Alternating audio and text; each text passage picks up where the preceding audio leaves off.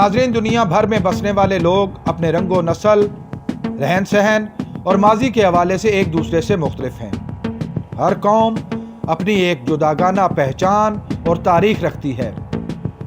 नाज़रीन, आप देख रहे हैं हमारी सीरीज़ मेरा कबीला, और आज हम इस सिलसिला में बर्रे सगीर की एक नडर और जंगजू कौम यानी गक्खड़ कौम की तारीख के बारे में बात करेंगे। पाकिस्तान के खित्ता पोठोहार, हज़ारा और कश्मीर पर 750 साल तक हुक्मरानी करने वाली अजीम गक्खड़ कौम की इब्तिदा के बारे में 3 रिवायात पाई जाती हैं। कैननगम के मुताबिक गक्खड़ असलन यूनानी हैं और इनका ताल्लुक सिकंदर आज़म की नस्ल से है। बहुत से गक्खड़ अपने आप को सिकंदर आज़म की औलाद मानते हैं, जबकि एक दूसरी रिवायत के मुताबिक जनरल कंगिंगम बयान करते हैं कि गक्खड़ यूपी सेथीन के औलाद हैं जो पहली सदी ईस्वी में हिंदुस्तान आया। जबकि तीसरी और निस्बतन ज़्यादा हकीकत पसंदाना रिवायत के मुताबिक गक्खड़ कौम का असल वतन ईरान है। गक्खड़ कौम से ताल्लुक़ रखने वाले लोग अपने आप को क्यानी कहलवाते हैं। आइए जानते हैं कि गक्खड़ अपने आप को क्यानी क्यों कहलवाते हैं। अगर ये वीडियो आपको पसंद आ रही है तो इसको लाइक कीजिए, शेयर कीजिए और मज़ीद मालूमाती वीडियोस हासिल करने के लिए चैनल को सब्सक्राइब कर लीजिए और बेल आइकन को दबाइए। गक्खड़ कौम की ईरान के इलाके क्यान पर एक तवील अरसा हुक्मरानी रही। बाज़ लोगों की राय में इसी इलाके की वजह से गक्खड़ अपने आप को क्यानी कहलाते हैं, जबकि हकीकत इससे मुख्तलिफ है। क्यानी पहले मुतारफ हुए और उनकी निस्बत से वो इलाका क्यान कहलाने लगा। अब सवाल पैदा होता है कि लफ्ज़ क्यानी कहाँ से निकला। नाजरीन, कदीम ईरानी पहलवी ज़ुबान में के का मतलब रासबाजी और नेकी है। ईरानी तारीख के एक दियोमालाई शहनशाह जमशेद के बेटे फरीदून ने अपने नाम के साथ लफ्ज़ के का पहली बार इजाफा किया और अपना नाम के फरीदून रखा और इसी नाम से मशहूर हुआ। उसके बाद रोबन तैमासिब के और सुल्तान के बाद मशहूर हुए। इस लफ्ज़ के की निस्बत से क्यानी और क्यान मशहूर हुए। क्यानी ख़ानदान एक तवील अरसा तक ईरान और गिरदोनवा का हुक्मरान रहा। इनका आखिरी ईरानी हुक्मरान यज़गुर्द बयान किया जाता है। अब चलते हैं गक्खड़ कौम की तारीख और शजरा नसब की तरफ। ज़माना कदीम में ईरान के इलाके अस्फ़हान में के गौहर की हुक्मरानी थी। के गौहर के बेटे सुल्तान के यद ने तिब्बत पर हमला कर दिया और इस पर कब्जा कर लिया। सुल्तान के यद की आइंदा 11 नस्लों ने तिब्बत पर हुक्मरानी की।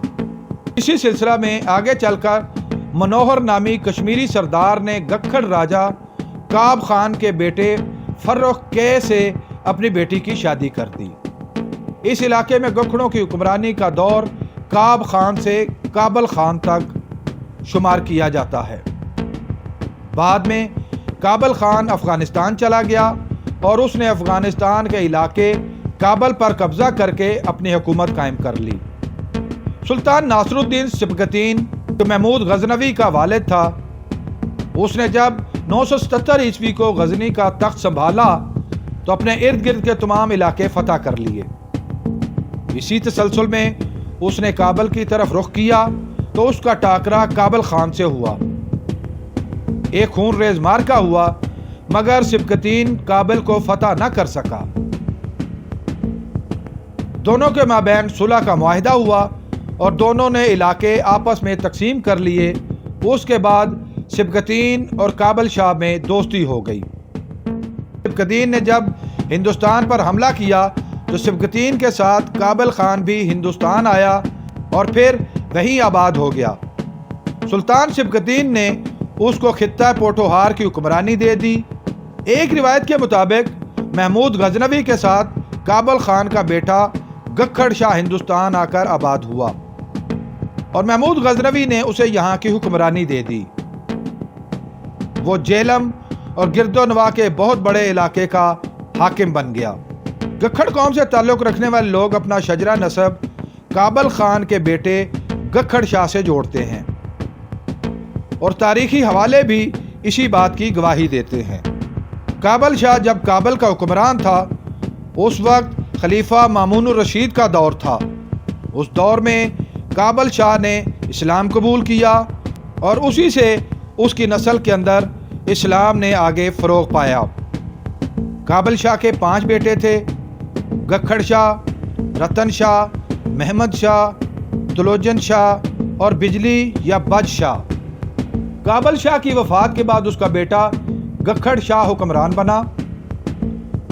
सुल्तान महमूद गजनवी की जयपाल के साथ छछ के मुकाम पर होने वाली मशहूर जंग में गखड़ शाह ने महमूद गजनवी का साथ दिया। इस जंग में महमूद गजनवी को फतह हासिल हुई। सन 1002 में सुल्तान महमूद गजनवी ने मजीद इलाके गखड़ों को दे दिए और इस तरह एक ज़माने में गखड़ों की तमाम खित्ता पोटोहार, कश्मीर, अटक और हरिपुर तक हुकूमत फैल चुकी थी। सन 1105 ईस्वी में राजड़ खान गखड़ पोटोहार का सुल्तान बना तो उसने खित्ता पोटोहार का दारुखिलाफा चाइना वेनीर से दानगली मुंतकिल कर दिया और यहाँ पर तारीखी दांगली किला बनवाया। इस तरह दांगली भी गखड़ों का मजबूत मरकज बन गया। 1519 ईस्वी में जब शहनशाह बाबर ने हिंदुस्तान पर हमला किया तो उस वक्त गखड़ों की सल्तनत 2 हिस्सों में तकसीम थी। उसके एक हिस्से पर मलक बियास खान का एक बेटा सुल्तान हाथी खान और दूसरे पर उसका दूसरा बेटा तातार खान हुक्मरान था। हाथी खान तातार खान को कत्ल करवा देता है। तातार खान का बेटा मनुचौहर शहनशाह बाबर को इतला करता है। शहनशाह बाबर फरोला किला का मुहासरा कर लेता है मगर हाथी खान निकलने में कामयाब हो जाता है। हाथी खान अपने ज़माने का एक मशहूर गखड़ हुक्मरान था। फरोला का तारीखी किला फरोला भी हाथी खान ने तामीर करवाया। सन 1525 ईस्वी को हाथी खान की बीवी उसे जहर दे देती है और इसी से उसकी मौत वाक़या हो जाती है। हाथी खान के बाद तातार खान का बेटा सारंग खान पोठोहार का अगला गखड़ हुक्मरान बनता है। सन 1526 ईस्वी में शहनशाह बाबर और इब्राहिम लोदी की पानीपत की जंग में सारंग खान का भाई आदम खान 12,000 गखड़ फौजियों को लेकर बाबर का साथ देता है। बाबर को फतह हासिल होती है और इस तरह मुगलों और गखड़ों में कुर्बतें और बढ़ने लगती हैं। इसी ज़माने में शहनशाह बाबर ने गखड़ों को रवात किला तामीर करवाकर तोहफे में दिया। सन 1541 ईस्वी में शहनशाह बाबर और शेर शाह सूरी के माबैन कनूज के मैदान में जंग होती है। गखड़ शहनशाह बाबर का साथ देते हैं। शहनशाह बाबर को शिकस्त हो जाती है और वो ईरान चला जाता है। शेर शाह सूरी बाबर का साथ देने पर गखड़ों के गिर्द घेरा तंग कर देता है मगर गखड़ भी उसके सामने डट जाते हैं। शेर शाह सूरी ने गखड़ों को कंट्रोल करने के लिए सन 1541 ईस्वी में जेहलम के करीब मशहूर रोहतास किला बनवाया। किला की तामीर में भी गखड़ों ने रुकावटें खड़ी की। किला बनने के बाद भी गखड़ों की छापा मार कार्रवाइयां जारी रहीं। 15 मई सन 1545 ईस्वी को शेर शाह सूरी का इंतकाल हो जाता है और उसके बाद उसका बेटा सलीम सूरी तख्त पर बैठता है। वो 1546 ईस्वी को गखड़ों पर फौजकशी कर देता है। इस जंग में सुल्तान सारंग खान और उसके 16 बेटे मारे जाते हैं।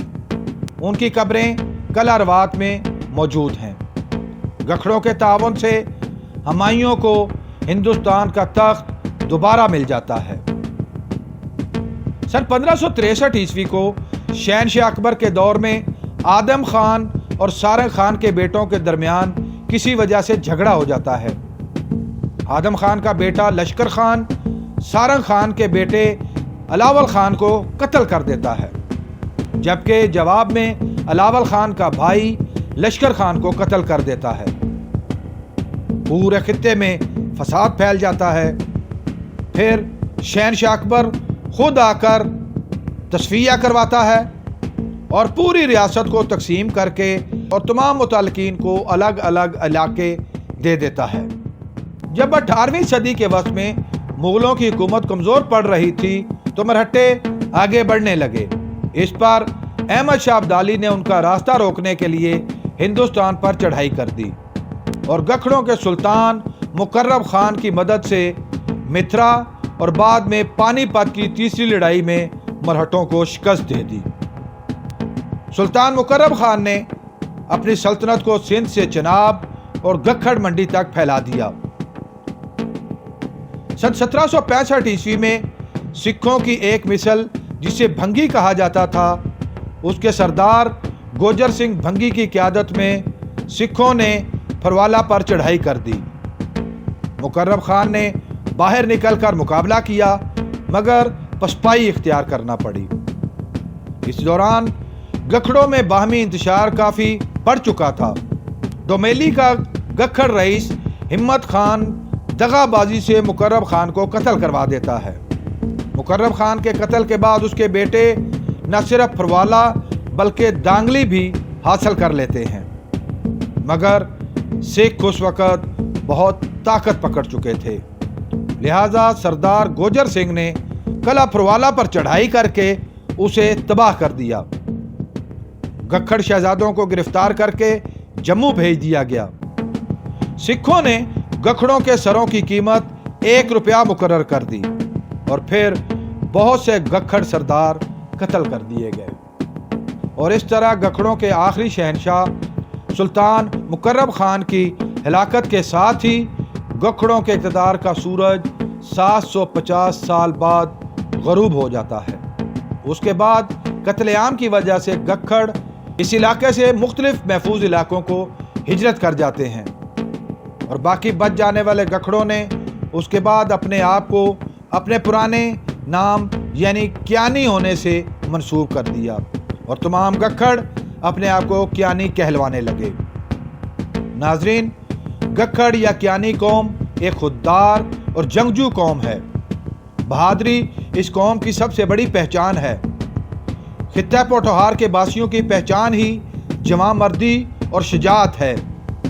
اسی وجہ سے انگریز دور حکومت میں خطہ پوٹھوہار کو مارشل ایریا ڈکلیئر کیا گیا، اور فوج میں سب سے زیادہ بھرتی خطہ پوٹھوہار سے کی جاتی تھی۔ آج بھی پاک فوج کا بہت بڑا حصہ خطہ پوٹھوہار کے بہادر سپوتوں پر مشتمل ہے۔ گکھڑ قوم سے تعلق رکھنے والے لوگوں کی بڑی تعداد جہلم، راولپنڈی، گجرات، ہزارہ، اٹک، گلگت بلتستان اور کشمیر میں آباد ہے۔ گکھڑ یا کیانی قوم سے تعلق رکھنے والی بہت سی نامور شخصیات نے تاریخ میں اعلیٰ مقام حاصل کیا، جن میں جنرل اشفاق پرویز کیانی، سابق جسٹس محسن کیانی، کرنل اصغر خان کیانی، معروف گلوکارہ حدیقہ کیانی، کرنل طارق ظہور کیانی، بریگیڈیئر غازی الدین حیدر کیانی، معروف سیاستدان عامر کیانی اور میجر مسعود اختر کیانی کے نام انتہائی نمایاں ہیں۔ ناظرین، تاریخی واقعات میں اکثر اختلافات پائے جاتے ہیں اور کبھی بھی مورخین کسی ایک نقطہ پر متفق نہیں ہوتے۔ اگر آپ اس ویڈیو کے بارے میں اپنی رائے دینا چاہیں تو کمنٹ باکس کا استعمال کر سکتے ہیں۔